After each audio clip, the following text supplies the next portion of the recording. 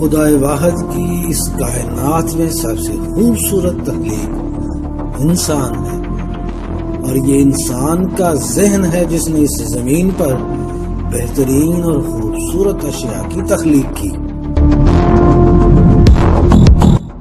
لیکن یہ تصور بہت ہی عجیب ہے کہ بنی نوع انسان کو طفیلیہ بنایا جائے۔ یہ تصور کہ اس زمین کو محض ایک شہر کی صورت دے دی جائے، اور یہ تصور کہ اس دنیا کو از سر نو ترتیب دیا جائے اس طرح کہ اس کے اصول و ضوابط دوبارہ اور نئے طور پر تحریر ہو سکیں۔ یہی وجہ ہے کہ مجھے اس تصور کو، مجھے ان کے خوابوں کو سبوتاژ کرنا ہے۔ یہ ہم سے کچھ چھپا رہے ہیں اور ہمیں اسی سچ کی تلاش ہے۔ ہم جانتے ہیں کہ اس آسمان کو جو ہمارے سروں پر ہے پھاڑ کر اس سے باہر کوئی نہیں جا سکا، لیکن اگر کوئی نہیں جا سکا تو پھر یہ جھوٹ کی بنیاد پر کھڑی سائنس کی ریتلی دیوار آخر کیوں؟ جن کہکشاؤں کو آپ اپنے اوپر آسمان پر دیکھتے ہیں، یہ آپ کے لیے آخر کیا حیثیت رکھتے ہیں؟ سوال یہ ہے کہ زمین گیند نما گول ہے یا پھر سپاٹ؟ جواب یہ ہے کہ اس کا میری زندگی پر کیا اثر ہوتا ہے۔ میں جانتا ہوں کہ اس سوال کا جواب آسان نہیں۔ کیوں؟ آپ نہیں جانتے اس سوال کے جواب میں کتنے بڑے اور اہم راز پوشیدہ ہیں۔ اگر آپ یہ جان لیں کہ سچ کیا ہے تو کیا آپ کی روزمرہ کی زندگی پر کوئی اثر پڑے گا؟ جواب ہے نہیں۔ ہاں، اگر آپ یہ سچ جان لیں تو یہ ضرور ہوگا کہ آپ اس سائنس پر نہ صرف اعتبار ختم کر دیں گے بلکہ آپ اپنی حکومتوں سے پوچھیں گے کہ آخر انہوں نے اس بے ڈھنگی سازش کا حصہ بنے رہنے میں کیوں ضرورت محسوس کی۔ یہ بات صرف امریکہ یا ناسا کی نہیں بلکہ روس، چائنا، انڈیا، اسرائیل، تمام حکومتیں شامل ہیں جو ایک ہی طرح کی بات کرتی ہیں، ایک ہی طرح کے سمبل، نقشہ، جوابات تیار کرتے ہیں۔ یہ وہ دجل ہے جس کی وسعت کا اندازہ آج شاید آپ کو نہ ہو سکے، لیکن آنے والے کل میں ان کے کالے چہرے آپ کے سامنے عیاں ہو جائیں گے۔ یہ سب مل کر خفیہ طریقے سے ایک ہی ایجنڈا پر کام کر رہے ہیں۔ سوال یہ ہے کہ آخر کیوں ایسا کیا جا رہا ہے، اور سچائی کو اور حقیقت کو کیوں دجل کے پردوں میں چھپایا جا رہا ہے۔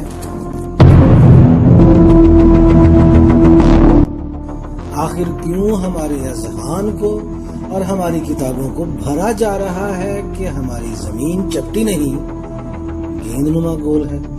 آپ کو جب بتایا جاتا ہے کہ آپ کی زمین چپٹی سپاٹ نہیں ہے اور زمین سے بڑے ستارے، سیارے، کہکشائیں دنیا میں موجود ہیں، زمین مرکز نہیں کائنات کا، یہ تو خود سورج کے گرد گھومتی ہے اور سورج پوری کہکشاں کو لے کر کائنات میں گھومتا ہے، اور آخر میں کہا جاتا ہے کہ ہم تو محض ایک غیر اہم مخلوق ہیں اور باقی غیر انسانی مخلوقوں کی طرح، اور یہ زمین کچھ نہیں محض ایک حادثے کا نتیجہ ہے۔ اور جب انسان کا اپنی تخلیق کے بارے میں نظریہ متزلزل ہو جائے گا تو اس کا نتیجہ یہ نکلے گا کہ کوئی خدا نہیں، کوئی خالق اور صنعکار نہیں، اور جب اس بات کا یقین ہو جائے کہ کوئی خالق نہیں تو پھر آپ اس دجل کے تخلیق کاروں کو اپنے اذہان آریاتن دے دیں گے کہ وہ جو چاہیں اس میں بھر دیں۔ یہ وہ دجل ہے جس کا مقصد ہے آپ کے ذہن، جسم، روح اور دنیا کی ہر چیز کو اپنے اختیار میں کر لیا جائے۔ یہ کتنی بڑی خفیہ سازش ہے، آپ اس کو جان ہی نہیں سکے۔ اس سازش کی نوعیت آپ کی سوچ سے بھی بڑی ہے۔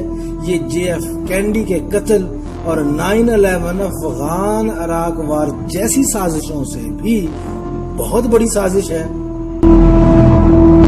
جانتے ہیں کہ جس دن یہ حقیقت کہ زمین گیند نما نہیں واضح ہو گئی، ان کی ہر چھوٹی اور بڑی دھوکہ پر مبنی سائنس ریز کی دیوار ثابت ہوگی۔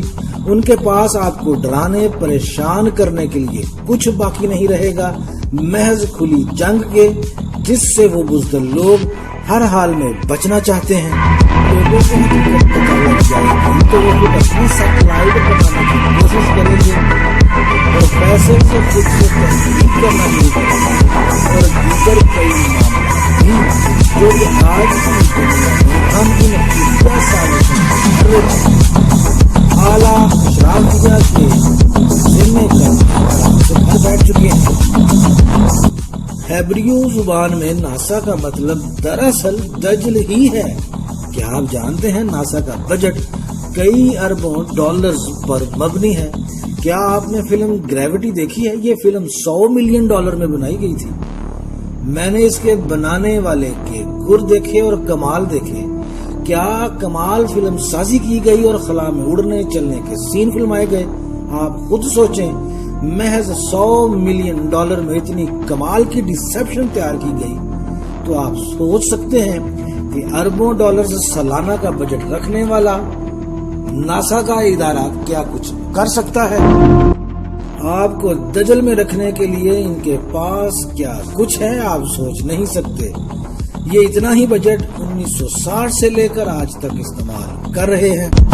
ایڈورڈ رچرڈ جو کہ نیول آفیسر تھا، اس نے سب سے پہلے خیال پیش کیا کہ پولز کے دوسری طرف جا کر دیکھا جائے۔ نارتھ پول اور ساؤتھ پول کے بارے میں آپ کیا جانتے ہیں؟ سوال یہ ہے کہ کیا زمین پر کوئی جگہ ایسی رہ گئی ہے جس پر انسان کے قدم نہ پڑے ہوں اور وہ آج بھی انسانی نظر سے دور ہو؟ جواب تھا جی ہاں، بالکل۔ یہ علاقہ ساؤتھ پول کی دوسری طرف کی زمین جو میرے خیال میں امریکی براعظم سے بھی بڑا ہے، جسے ابھی ہم نے تسخیر کرنا ہے، اور وہاں زمین کی تہیں ہیں جو آج تک ہم دیکھ نہیں سکے۔ یہ بات رچرڈ نے تب کی تھی جب وہ امریکہ میں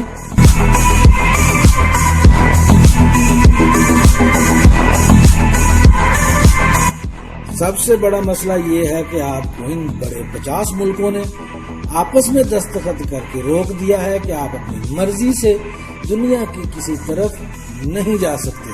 آپ انٹارکٹیکا پر نہیں جا سکتے، جسے نارتھ اور ساؤتھ پول کا ایک نام دیا گیا تاکہ آپ نہ جان جائیں کہ حقیقت کیا ہے اور اصل میں پولز کیا ہیں۔ کیا فرق پڑتا ہے؟ کیا فرق پڑتا ہے زمین چپٹی ہو یا گیند نما گول؟ آپ بھی اکثر لوگوں کی طرح ایسی ہی بات کرتے ہوں گے، یعنی آپ کو علم ہی نہیں کہ آپ کے ذہن کو کٹھ پتلی بنا کر رکھ دیا گیا ہے، اور آپ کو احساس ہی نہیں کہ آپ کی ساری زندگی اس بھیڑ کی طرح بنا کر رکھ دی گئی ہے جسے احساس ہی نہیں کہ اس کے خود ساختہ مالک اسے کھلا پھلا کر قربان گاہ لے جا رہے ہیں۔ علم کے پھیلاؤ کو روک دیا گیا محض چند اذہان تک، اب بھی آپ کو کوئی فرق نہیں پڑتا۔ جب آپ کو علم ہی نہیں کہ آپ دراصل کس جگہ اور کس چیز پر رہ رہے ہیں اور اصل علمی بات کیا ہے، تو اصل میں آپ کو ذہنی طور پر غلام بنایا گیا ہے۔ آپ کو آپس میں لڑنے کے لیے مجبور کر دیا گیا ہے۔ آپ جنگوں میں مارے جاتے ہیں، گولیوں سے یا پھر بھوک سے۔ دجل نہیں بلکہ یہ دجل کے پردوں کو چیر دیتی ہے۔ یہ سائی آف نہیں بلکہ یہ سائی آف کو ختم کرنے والی بات ہے۔ یہ اس ایلیٹ کا دھوکہ ہے جس نے صدیوں در صدیوں اس بات پر محنت کی کہ اگر وہ جنگ جیت کر انسانوں کو مکمل غلام نہیں بنا سکے تو پھر ذہنی غلامی ہی بہترین طریقہ ہے، اور اسی طریقے سے انہوں نے آپ کو اپنا غلام بنایا۔ انہوں نے بہترین حالات تخلیق کیے تاکہ لوگ محسوس کریں اور پھر یقین کر لیں کہ وہ انسگنیفیکنٹ یعنی غیر اہم ہیں، اور آپ یقین کریں اتنی بڑی دجالی سائنس کا نتیجہ اگر یہ ہو کہ آپ کو بتایا جائے کہ آپ بے حیثیت بندر سے ترقی کر کے انسان بننے والی مخلوق ہیں جس کی اہمیت ریت کے ذرے کے برابر بھی نہیں، تو میری بات غور سے سنیے، آپ کا جواب ہونا چاہیے جھوٹ، دھوکے باز اور دجل کے پردوں میں دجال کے پیروکار ہیں آپ۔ یہ زمین آپ کے آنے سے پہلے خدائے واحد نے آپ کے لیے تیار کر رکھی تھی، آپ کی زندگی کے ہر پہلو کے لیے، ہر ضرورت کے لیے یہی ایک زمین تیار کی گئی۔ اور جب آپ مان لیں گے کہ زمین ہی مرکز کائنات کا ہے تو آپ پھر یہ سوال پوچھنا شروع ہوں گے کہ یہ سارے جھوٹے سائنسدان دیوار سے کیوں نہیں لگ جاتے؟ ہمیں گلوب ارتھ کا نظریہ اس عمر میں بتانا شروع کرتے ہیں جب ہم ابھی اپنے بارے میں بھی سوچنے کے قابل نہیں ہوتے۔ اس سے پہلے کہ آپ کچھ سوچنا شروع کریں، آپ یہ جان لیتے ہیں کہ آپ ایک گھومتے، خلا میں تیرتے گیند نما گولے پر زندہ ہیں، جسے کشش ثقل نامی ان دیکھی طاقت نے جکڑ رکھا ہے، جبکہ آپ اب بھی محسوس کرتے ہیں کہ آپ ایک ساکن زمین پر ہیں۔ آپ اب بھی محسوس کرتے ہیں کہ چاند، ستارے اور سورج یہ سب ہمارے اوپر ہیں اور ہماری زمین کے گرد چکر لگا رہے ہیں۔ اپنی محسوسات پر اعتبار کریں، ان پر بالکل نہ کریں۔